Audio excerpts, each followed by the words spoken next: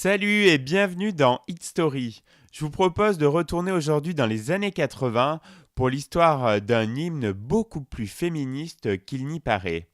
C'était au printemps 1984. La chanteuse Cyndi Lauper bousculait la musique pop avec son premier album et sa chanson Girls Just Want to Have Fun, où elle donne une image libérée et positive des femmes.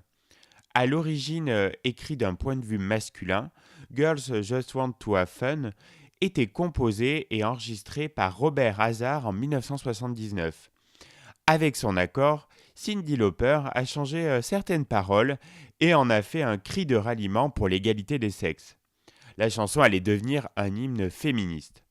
Premier single extrait du premier album de Cyndi Lauper, Girls Just Want to Have Fun, est sorti à un moment où les femmes avaient encore du mal à être considérées comme l'égale des hommes.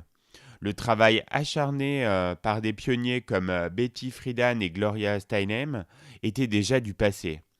C'était au début des années 80 et la culture américaine n'avait plus de représentante, aucune femme imposante dans une ère où l'on n'osait plus se revendiquer comme féministe. Une régression pour la cause, certes, puis arriva Cyndi Lauper qui, avec Madonna, a secoué la scène culturelle avec une attitude qui a marqué les filles de tous les âges. C'était un message aussi bien féministe que social. Il s'agit de pouvoir vivre librement les mêmes expériences que les hommes et que tout le monde y avait le droit. Le clip, primé à plusieurs reprises, était parmi les premiers à avoir un casting aussi varié en termes d'origine. Il voulait rappeler que les femmes sont toutes égales, peu importe leur race.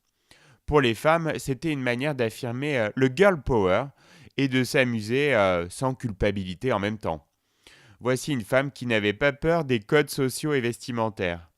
Le clip est resté gravé dans les mémoires avec ses couleurs chaudes, la bande de copines fun et une chanteuse au look entre post-punk et pop des années 80.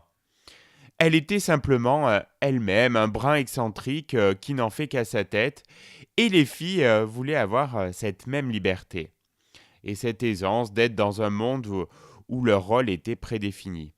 Quant aux hommes, ils voyaient cela comme un titre fun, une chanson pour filles et en même temps un fantasme.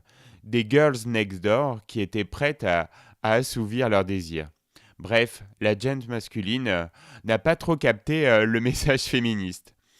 Musicalement, la chanson est toujours aussi percutante. Il était impossible de savoir qu'elle allait autant marquer les esprits et ne pas prendre une ride. L'artiste continue à la chanter en live à chaque concert.